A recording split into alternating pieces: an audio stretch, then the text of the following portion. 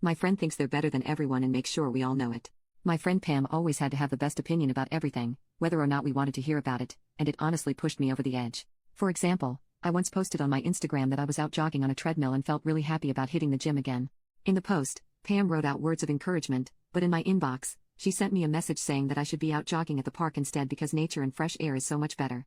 She added that I was wasting so much non-renewable energy using a treadmill, and how this month, she started switching to candles instead. I explained that the gym was literally on the same street as me compared to the park that was 30 minutes away by car. She replied by sending me an affiliate link to the candles she uses at home, as if I would follow in her footsteps after she low-key dissed me. Another time, my friends and I went out to have cake barbecue for our friend Haley's birthday. While we were ordering all the pork and beef we wanted to try, Pam announced that she was starting a new vegan diet. She asked us to respect her choices and not to make a comment about it. It was totally fine with us. But the part that bothered me the most was how every time we dropped meat on the grill, she would spit out fun facts about baby animals, as if trying to shame us for our food choices. While we were eating, she continued talking about how healthy she feels now that she doesn't eat any meat. She turned to the birthday girl and said that it would be fun if they become vegans together. Haley, who was clearly tired of the topic, groaned and said, "Girl, did we ask?" I nearly spit out my food from surprise, but we all somehow held it together. Pam apologized and continued eating her lettuce in silence, making us feel guilty for calling her out. My friend later apologized to Pam for being rude, explaining that there was a time and place for conversations like that. All of that was still okay, but the part that really pushed me was how she treated me after I got a new dog. Basically, back in January, my boyfriend and I decided to get a puppy together since he was now working from home and could care for the puppy properly.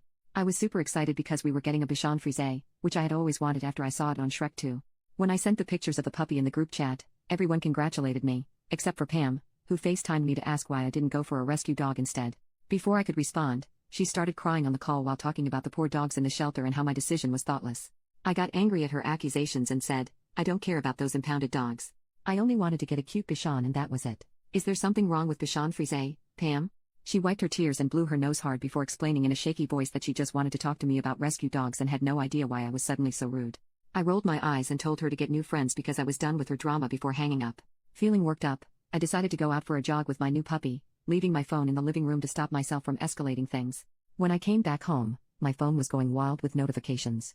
I felt confused by the sudden hurtful messages and death threats I received from people I'd never spoken with before. I called up my friend Haley, who sent me the link to a video Pam had recently posted. There, I saw a heavily edited version of our FaceTime conversation, where I looked like a terrible person for not supporting rescue dogs. I was in shock. I couldn't believe the audacity and felt helpless. Haley told me not to panic. Behind the scenes, she started editing an old video of Pam kicking a shopping bag and asked me to send a video of my dog falling over and playing dead. I knew exactly where things were going and sent the video immediately. Haley made it look like Pam had kicked and hurt my new puppy in the video. She cleaned up the quality using AI and sent it over to Pam, saying that if she didn't stop all the foolishness, she would upload this on her own account. And seeing as Haley had millions of followers, it wasn't going to go well for Pam. She quickly apologized, saying it was an honest mistake and took everything down. Haley later still posted the video on a few spare accounts to make it circulate, and Pam had to spend hours and days blocking and reporting each account and video. Pam showed up to my house, apologizing and asking to see my dog, but I was through with her games and made her stand at the front door for hours until she finally left in actual tears.